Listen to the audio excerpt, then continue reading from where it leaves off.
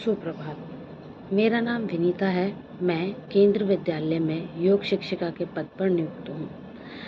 आज हम योग के इतिहास, कुछ सरल आसन एवं उनके लाभ और योग की महत्वपूर्णता के बारे में चर्चा करेंगे। तो आइए जानते हैं योग क्या है। सार रूप में कहें तो योग आध्यात्मिक अनुशासन एवं अत्यंत सूक्ष्म विज्ञान पर आधारित ज्ञान है, जो मन और शरीर के बीच सामंजस्य स्थापित करता है। यह स्वस्थ जीवन की एक कला एवं विज्ञान है। योग का प्रयोग आंतरिक विज्ञान के रूप में भी किया जाता है, जो विभिन्न प्रकार की प्रक्रियाओं का सम्मिलन है, जिसके माध्यम से मनुष्य शरीर एवं मन के बीच सामंजस्य स्थापित कर आत्मा साक्षात्कार करता है।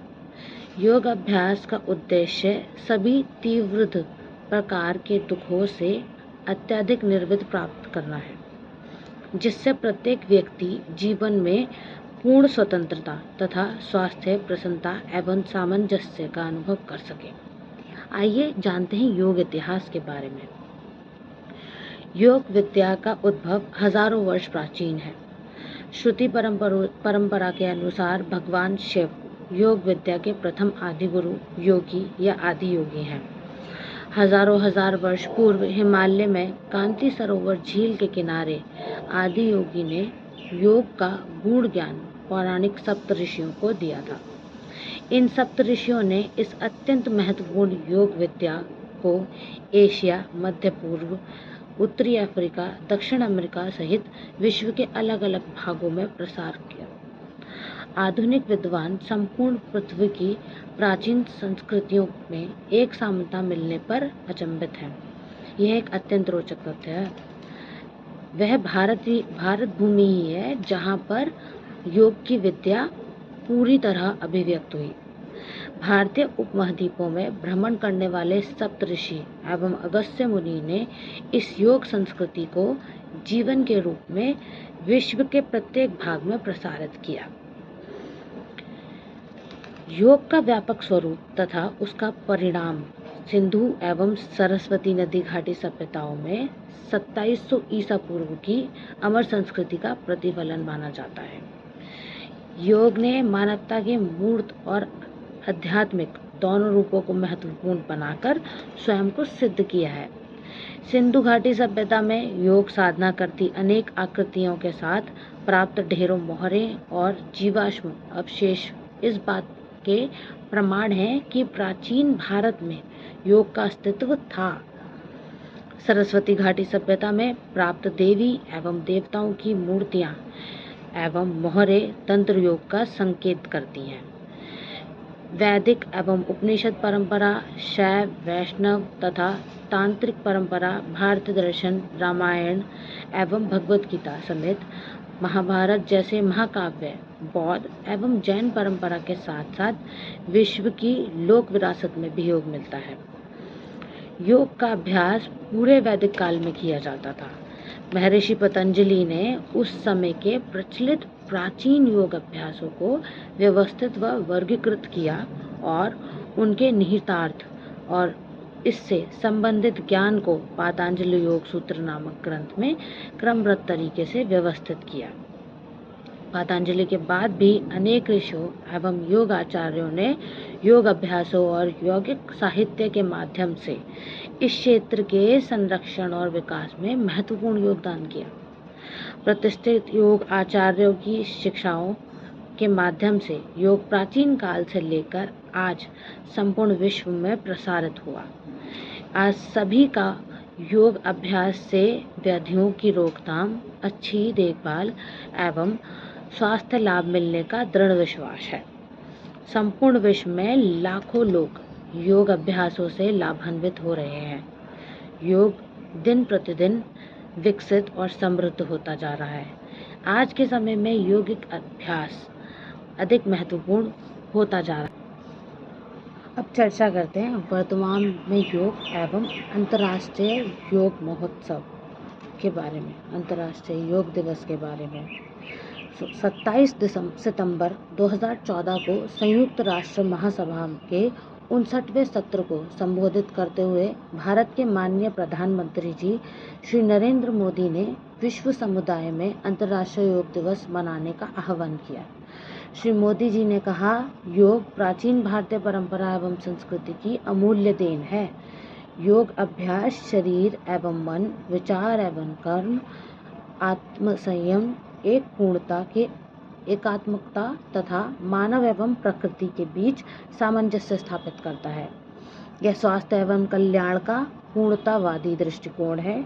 योग मात्र व्यायाम नहीं है, बल्कि स्वयं के साथ, विश्व और प्रकृति के साथ एकत्व खोजने का भाव है।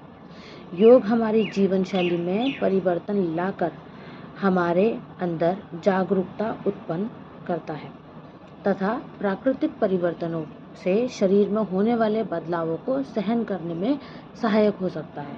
आइए हम सब मिलकर योग का अंतर्राष्ट्रीय योग दिवस के रूप में स्वीकार करने की दिशा में कार्य करें। 11 दिसंबर 2014 को संयुक्त राष्ट्र महासभा के 193 सदस्यों ने रिकॉर्ड 177 सह समर्थक देशों के साथ 21 जून को अंतर्राष्ट्रीय योग दिवस मनाने का संकल्प सर्वसम्मति से अनुमोदित किया।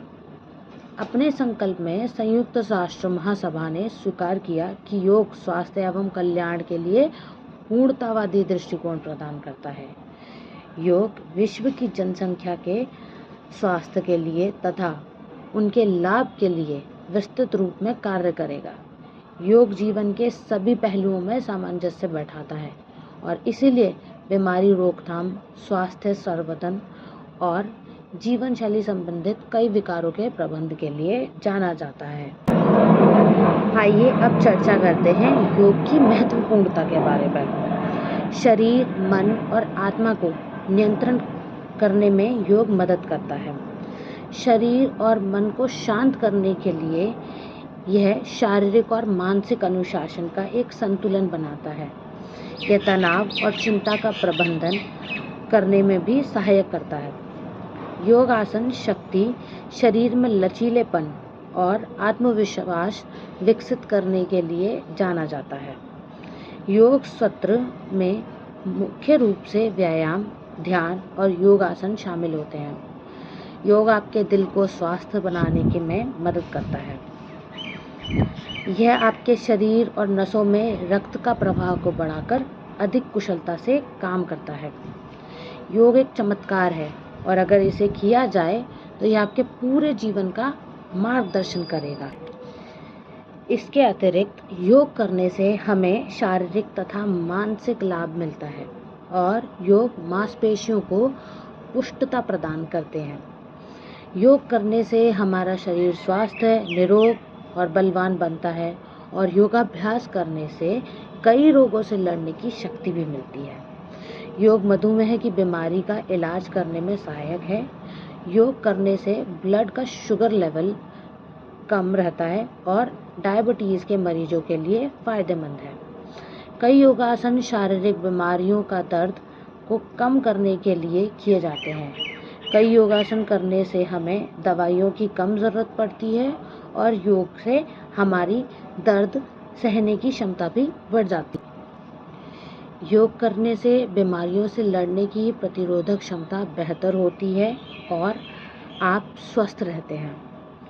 योग हमारे जीवन को सकारात्मक तरीके से जीने और काम करने की ऊर्जा प्रदान करता है। योग करने से हमारी थकावट दूर होती है तथा हमें नई ऊर्जा प्राप्त होती है। योग बढ़ती उम्र को कम करता है। रोजाना अभ्यास करने से चेहरे पर झुर्रियाँ कम हो जाती हैं क्योंकि तनाव के कारण ही समय से पहले बुढ़ापा नजर आने लगता है और योग अभ्यास तनाव को दूर करता है। योगाभ्यास करने से हड्डियों तथा मांसपेशियां मजबूत होती हैं। शरीर का आकार तथा शारीरिक क्षमता बेहतर होती है। योगाभ्यास करने से शरीर में लचीलापन आता है तथा सहनशीलता में वृद्धि होती है। कृश तथा स्थूल योगासन व्यक्ति को ताकतवर और बलवान बनाता है तथा इसका नियमित अभ्यास करने से शरीर में फालतू वसा कम रहता है। योग करने से हमें गैस की समस्या से मुक्ति मिलती है तथा हमारी पाचन शक्ति भी ठीक रहती है और हमें भूख भी अच्छे से लगती है। योग का मोटापा कम करने के लिए भी लाभकारी है तथा यह दिल को हमेशा जवान रखता है। योगाभ्यास करने से मन को शांति मिलती है और योग हमारे मस्तिष्क व विचारों पर भी असर डालता है। नियमित अभ्यास करने से मनुष्य चिंताओं से मुक्त हो जाता है और रक्त का संचार भी बेहतर तरीके से हो पाता है। इससे हृदय संबंधी रोगों का खतरा भी कम हो जाता है। आइए अब हम कुछ योग अभ्यास करके दिखाते हैं तथा उनके लाभ। योग का अभ्यास मनोभाव से प्रार्थना के साथ शुरू करना चाहिए। ऐसा करने से अभ्यासियों को अधिकाधिक लाभ होगा। तो आइए प्रार्थना की स्थिति।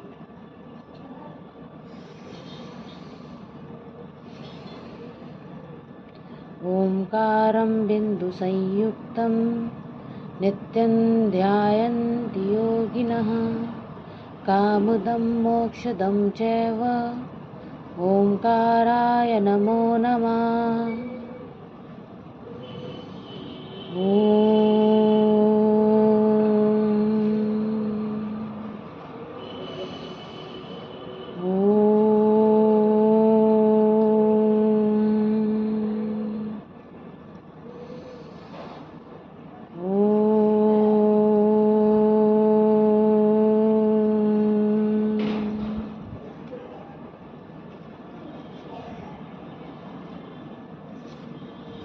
हमारी पहली क्रिया होगी, हमारी सूक्ष्म व्यायाम की पहली क्रिया होगी ग्रीवा शक्ति विकासक क्रिया।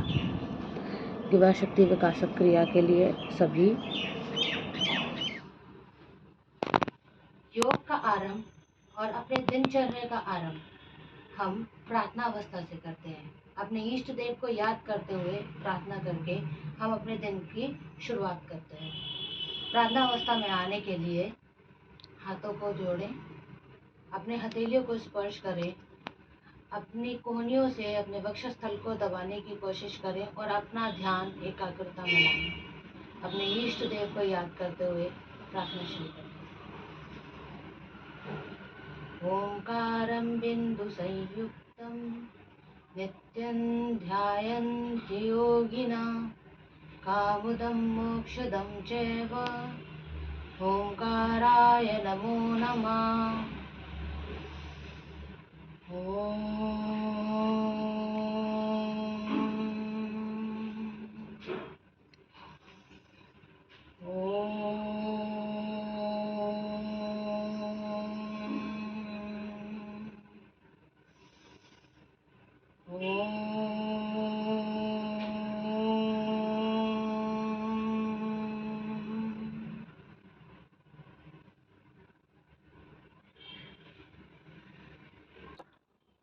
योग का अभ्यास हम कुछ सूक्ष्म व्यायाम से करते हैं।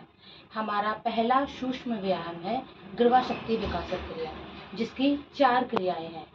हमारी पहली ग्रीवा शक्ति विकासक क्रिया के लिए पैरों में 2 से 3 इंच का गैप, हाथों को जंघाओं के बराबर, जिसे समअवस्था भी कहते हैं, समअवस्था में आ जाएं और योग और ग्रीवा शक्ति के लिए गर्दन को ऊपर और नीचे की तरफ करें।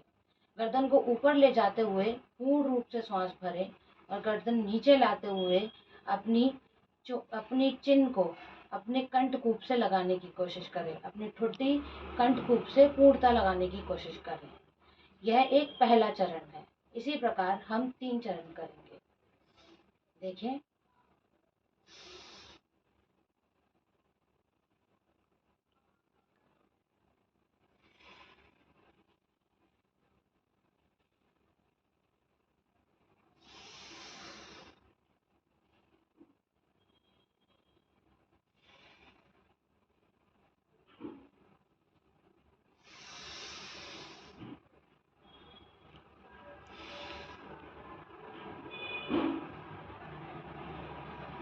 यह ग्रीवा शक्ति विकासक क्रिया की पहली क्रिया है।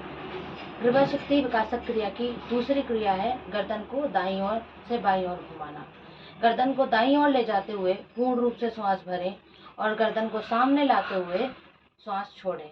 इसी प्रकार गर्दन को बाईं ओर ले जाते हुए पूर्ण रूप से श्वास भरें और गर्दन को सामने लाते हुए पूर्ण रूप से श्वास छोड़ें। कुछ इस प्रकार।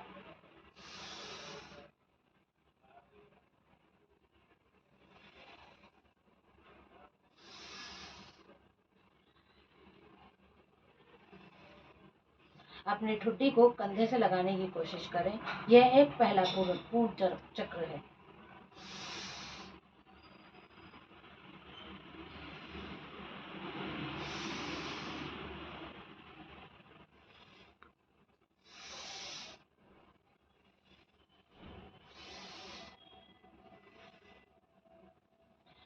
ग्रीवा शक्ति विकासक क्रिया की तीसरी क्रिया है गर्दन को दाईं से बाईं ओर झुकाना। गर्दन को दाईं ओर झुकाते हुए श्वास भरें और गर्दन को बाईं ओर झुकाते हुए या सामने लाते हुए श्वास छोड़ें। कुछ इस प्रकार।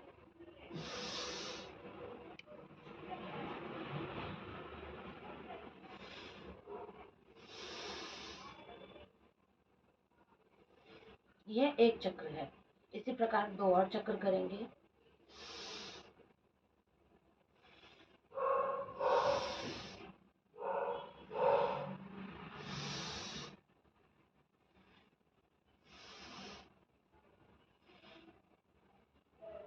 यह ग्रीवा शक्ति विकासक क्रिया की तीसरी क्रिया थी, जिसके 3 चक्र हम पूरे कर चुके हैं।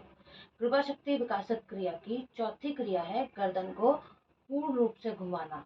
गर्दन को सुई की तरह पूर्ण रूप से घुमाना और सांस बाहर अंदर लेते हुए बाहर छोड़ना। जब हम वापस आएंगे तो श्वास बाहर की ओर छोड़ेंगे और जब हम गर्दन को घुमाना शुरू करेंगे तो श्वास अंदर लेंगे। कुछ इस प्रकार।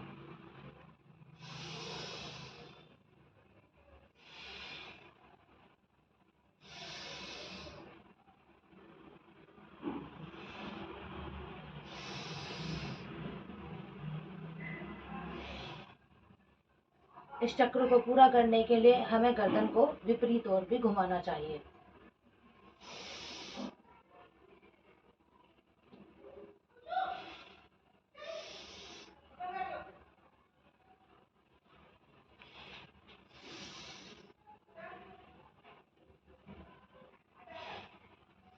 यह ग्रीवा शक्ति विकासक क्रिया की 4 क्रियाएं थी। ग्रीवा शक्ति विकासक क्रिया को करने से गर्दन स्वस्थ रखने में फायदेमंद होती है। ग्रीवा शक्ति विकासक क्रिया को यदि हम नियमित रूप से करें और रोजाना करें तो एकाग्रता बढ़ती है, ब्लड सर्कुलेशन भी सही होता है और गर्दन के सभी विकार दूर होते हैं। हमारी अगली क्रिया है घुटना संचालन। घुटना संचालन में आने के लिए हाथों को आगे की ओर करें, हथेलियों को जमीन की ओर एवं घुटनों से मुड़ते हुए कमर को सीधे रखते हुए झुकें। कुछ इस प्रकार।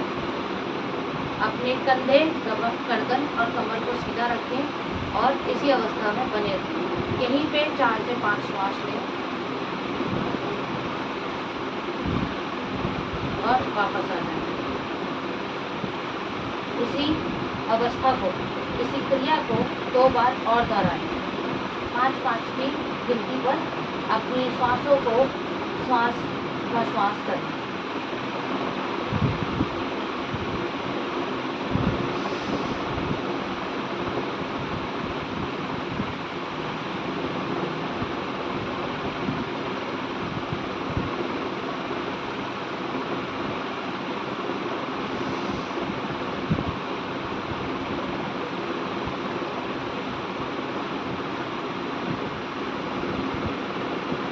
घुटना संचालन क्रिया को करने से घुटने और फूलों के जोड़ों को सुदृढ़ बनाने में सहायक है। जंघाओं की मांसपेशियां भी मजबूत होती हैं घुटना संचालन क्रिया को करने से और फ्लैट पैर की परेशानी में भी मदद करता है। यदि कोई व्यक्ति घुटना संचालन क्रिया नियमित रूप से रोजाना करता है तो उसको पैरों के विकार एवं मांसपेशियों का दर्द भी दूर हो सकता है। हमारा अगला आसन है वृक्षासन। वृक्षासन के लिए हमारे दोनों पैरों में 2 से 3 फुट का गैप होना चाहिए। आंखों के सामने किसी एक बिंदु को निश्चित कर दें। एक बिंदु की ओर देखते हुए अपने बाएं पैर को उठाएं और दाएं पैर की अंदरूनी जंघा पर रखने की कोशिश करें। हाथों को ऊपर खींचते हुए इसी अवस्था में 10 से 20 सेकंड के लिए बने रहें। यहीं पे अपने आप को एकाग्रता से देखें और एक रूप से देखने की कोशिश करें। किसी एक बिंदु को लगातार टकटकी बांधकर देखें।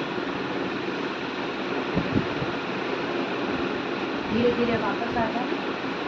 इसे 2 से 3 बार दोहराएं। अब दूसरे पैर से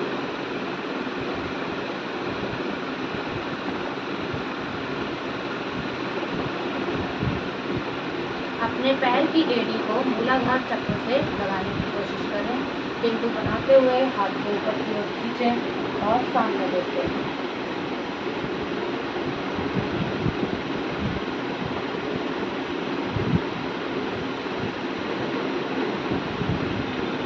धीरे धीरे वापस आ जाए। एक बार और अभ्यास दोहराएं।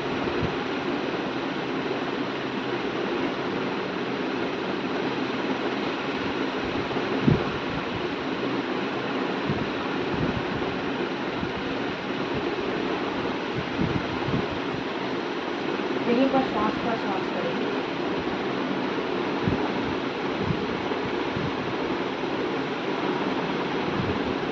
धीरे धीरे वापस। वृक्षासन को करने से तंत्रिका से संबंधित स्नायुओं के समन्वय और शरीर के संतुलित बनाने में, सहनशीलता एवं एकाग्रता को बढ़ाने में सहायक है। हमारा अगला आसन है पादस्थासन। पादस्थासन को करने के लिए, पादस्थासन आसन के अभ्यास में आने के लिए सर्वप्रथम दोनों पैरों में 2 इंच का अंतर रखते हुए खड़े हो जाएं। धीरे धीरे श्वास को शरीर के अंदर खींचें और हाथों को ऊपर उठाएं। हाथों को ऊपर उठाते हुए श्वास को पूर्ण रूप से अंदर खींचें और नीचे आते हुए सांस छोड़ें।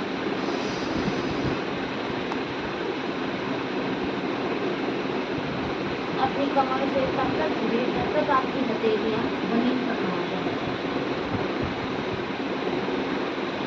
अपने कमर को खींचते हुए अपने माथे को घुटने पे लगाने का कोशिश करें। उसी अवस्था में 10 सेकंड तक बने रहें।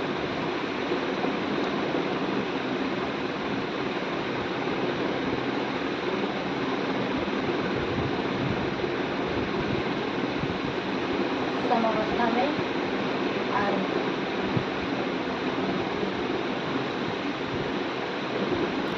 एक बार 2 बार और हम पादस्थासन को दोहराएंगे।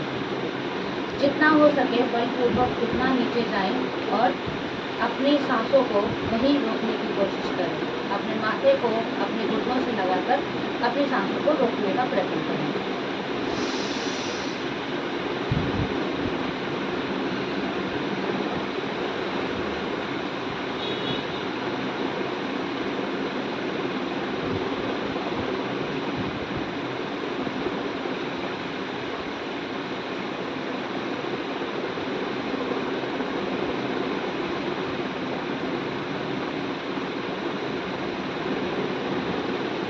समावस्था में विश्राम करें।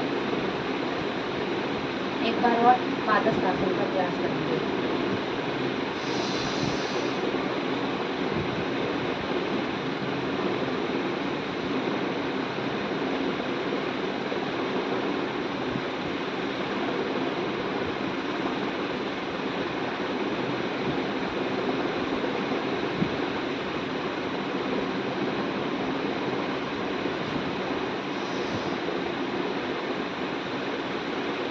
समावस्था में विश्राम करें।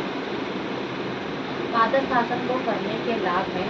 मेरुदंड पादस्थासन करने से मेरुदंड लचीला बनता है, जठराग्नि प्रदर्शित होती है और मासिक धर्म से संबंधित समस्याओं को दूर करता है पादस्थासन। हमारा अगला आसन है अर्धचक्रासन। अर्धचक्रासन के लिए पैरों के बीच 2 इंच का अंतर रखें। अपने हाथों की उंगलियों को कमर पर रखें और कोहनियों को समांतर करने का प्रयत्न करें। कमर पर जोर देते हुए अपनी गर्दन को पीछे की ओर खींचें और यथाशक्ति पीछे की ओर खींचने की कोशिश करें। इस अवस्था में 10 सेकंड तक बने रहें।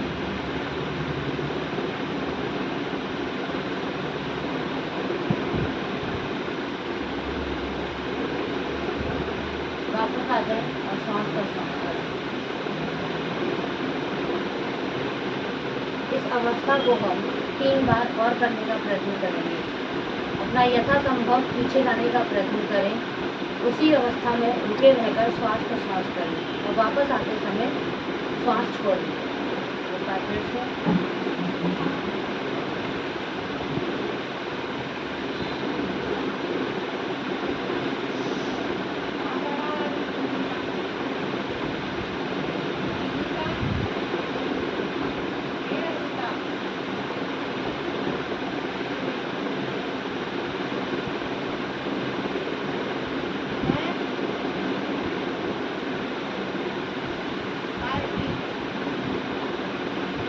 आखिरी चरण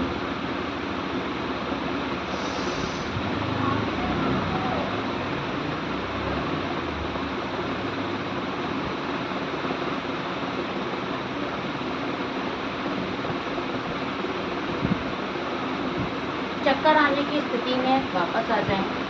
अर्धचक्रासन को करने से या अर्धचक्रासन के अभ्यास से मेरुदंड लचीला होता है।